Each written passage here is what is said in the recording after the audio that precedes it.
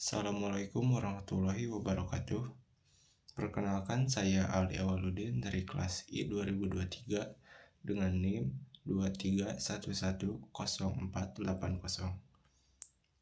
Di sini saya akan membahas mengenai kasus yang berkaitan dengan etika dan profesi. Sebelumnya, saya akan menjelaskan kronologi dari kasus yang terjadi. Dalam kasus ini, terdapat seseorang, sebut saja bernama Abdul, yang memiliki hubungan seorang dengan wanita.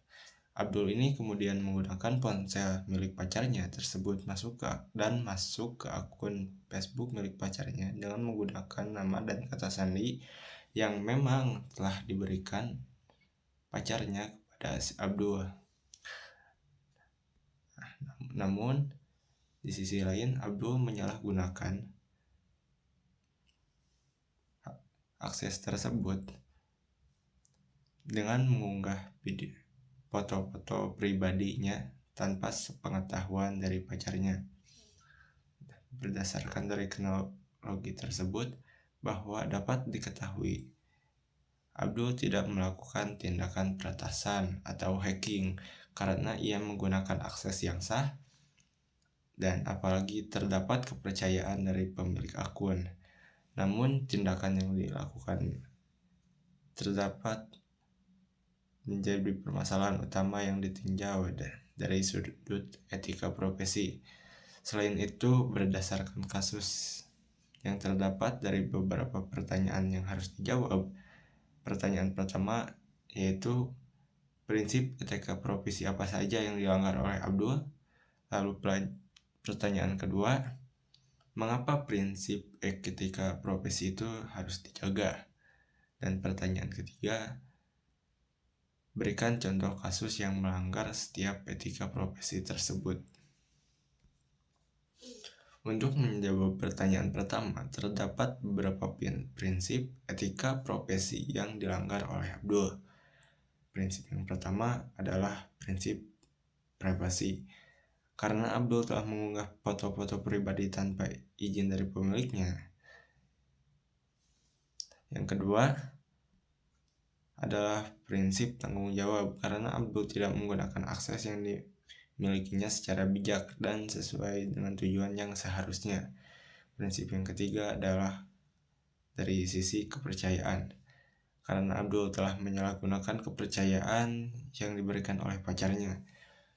Prinsip yang keempat adalah prinsip profesionalisme, karena dalam dunia informatika, seseorang dituntut untuk bertindak secara etis dan tidak hanya fokus pada kebenaran secara teknis. Untuk menjawab pertanyaan kedua, prinsip-prinsip etika profesi tersebut harus dijaga karena dalam perkembangan teknologi informasi yang sangat pesat, akses terhadap data informasi menjadi sangat mudah. Tanpa adanya etika, akses tersebut dapat disalahgunakan dan menimbulkan kerugian bagi pihak lain. Selain itu, menjaga etika juga bertujuan untuk melindungi hak privasi setiap individu, menjaga kepercayaan antar pengguna teknologi, serta menciptakan lingkungan digital yang aman, nyaman, dan bertanggung jawab. Untuk menjawab pertanyaan ketiga, contoh pelanggaran dari setiap etika profesi adalah sebagai berikut. Contoh yang pertama, pelanggaran prinsip privasi dan etika seseorang menyebarkan data pribadi orang lain seperti foto, alamat, nomor telepon tanpa izin. Contoh pelanggaran yang kedua ada di sisi tanggung jawab adalah seorang administrator sistem yang menggunakan aksesnya untuk kepentingan pribadi dan merugikan orang lain. Contoh pelanggaran dari sisi kepercayaan yaitu seseorang yang diberikan akses oleh temannya namun digunakan untuk melakukan tindakan yang merugikan si pemilik akun. Contohnya pelanggaran yang saat ini terjadi. Dan yang terakhir dari sisi profesionalisme, contohnya seorang programmer yang menyalin atau mencuri kode program milik orang lain tanpa izin dan mengakuinya sebagai hasil karyanya sendiri. Selain ditinjau dari etika profesi, kasus ini juga dapat dikaitkan dengan hukum yang berlaku di Indonesia, yaitu Undang-Undang Nomor 19 Tahun 2016 tentang Informasi dan Transaksi Elektronik. Sebagai perubahan dari Undang-Undang Nomor 11 Tahun 2008 tentang Informasi dan Transaksi Elektronik. Dalam pasal 26 ayat 1 dijelaskan bahwa pengguna data pribadi seseorang harus mendapatkan persetujuan dari pemilik data tersebut. Selain itu, dalam pasal 27 ayat 1 dijelaskan bahwa setiap orang dilarang mendistribusikan dan membuat dapat diaksesnya informasi elektronik yang melanggar kesusilaan. Berdasarkan penjelasan tersebut, kita dapat simpulkan bahwa Abdul tidak melakukan pelanggaran secara teknis karena tidak melakukan peretasan dan terdapat unsur kepercayaan. Namun, secara etika,